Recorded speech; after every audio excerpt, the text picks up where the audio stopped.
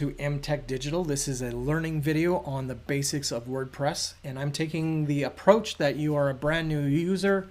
This is a brand new install. There's almost nothing on your website.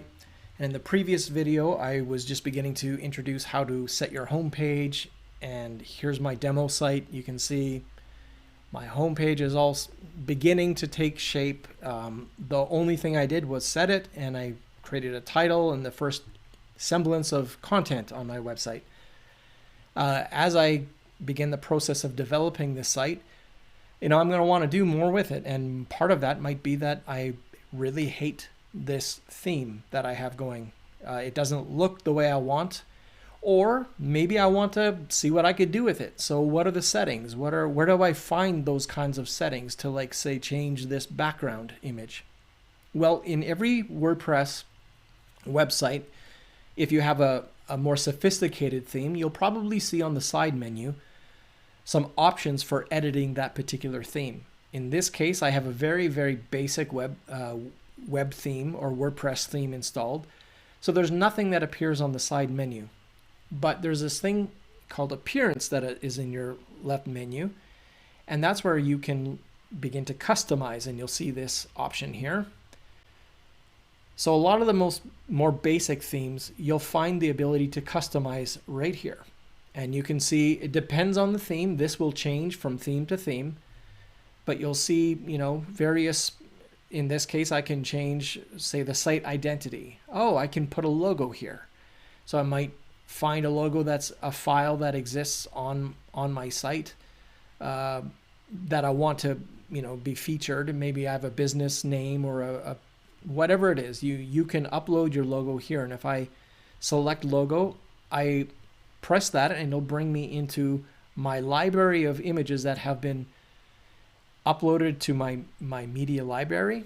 So right here, if I had any images uploaded, they would appear here, or I can upload something fresh and new, and that's where I could drag or drop a file onto this window, or I could select a file from my any folder on my hard drive, and I would be able to upload it, and we would be good to go. Of course, there's ideal file sizes and types. Perhaps we can get into that some other time, but that's where you begin to do this.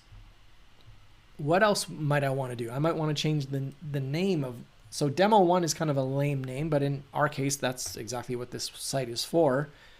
But I might not want it to show up. So if I click this, you notice it was here, and now it's gone. So that's an example of what this particular theme and how it behaves. Site icon. This is called a fav icon. This is something that will display, if you're ever on a website and you notice there's a little icon that appears beside the name of the website you're on, it's on the tab.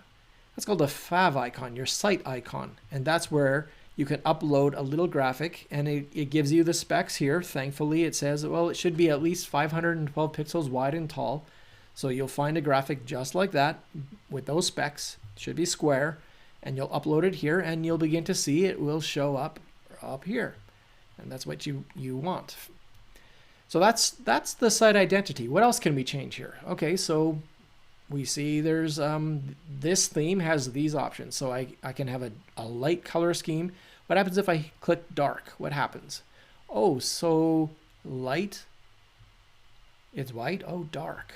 Oh, custom. So this allows me to play around a little bit with, maybe a color setting of some kind. So doesn't seem to be doing it. Oh, so it's not changing the background, but do you notice down here, I want you to look at this right here. I notice it's changing the color of the hyperlink. So what this custom appears to be doing is it's changing the highlight color.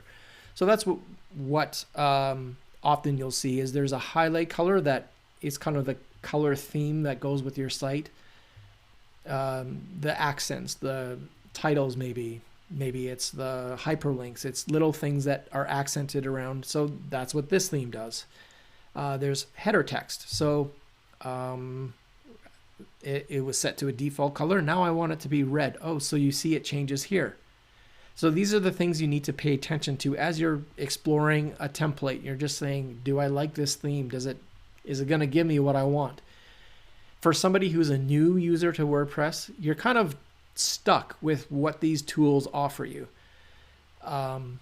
If you're a little bit more experienced, you can go in, you can begin to do something. You look down here, it says additional CSS.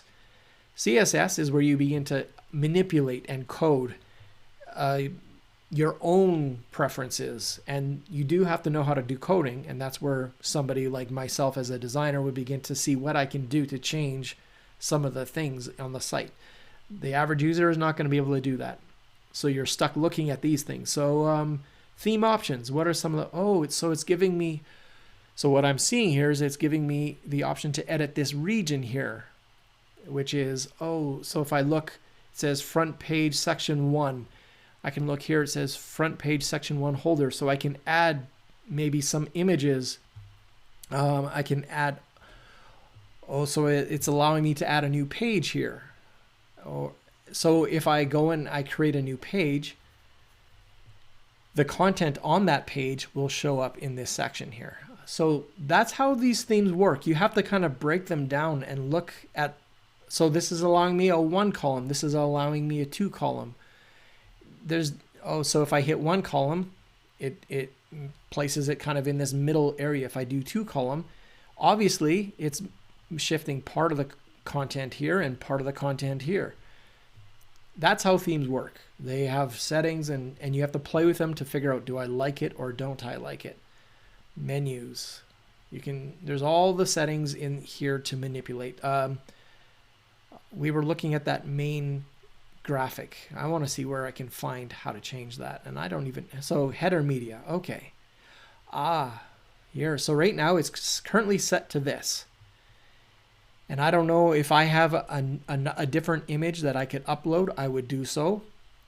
Maybe I want to hide that image. It allows me to turn it off. Okay, so can I turn it back on is the question. Well, you notice that any change that I make here, I mean, it looks like it's taking effect, but it actually won't unless I hit this button here, save and publish. So that's very important to note. As you're working in WordPress, usually when you leave a page, you're going to want to hit this save and publish button in order to make it take effect. So whether you're editing a post or a page, always look for a save button before you switch to a different area. It's very important because you'll lose things that you do if you don't. Okay, so it allowed me to bring that back. There's a randomized suggested headers. What does that mean? Well, if I had more images that I added, it would allow me to randomly switch up those things. All of this to show that when you're picking a theme and you have one installed, you want to play with it. You want to see what it can do. And as you're beginning, especially when you're beginning the process of developing your website, it's a bit of a trial and error thing, making sure that the theme that you have installed is attractive, is usable, will provide you with the options that you want to build the exact website that you like.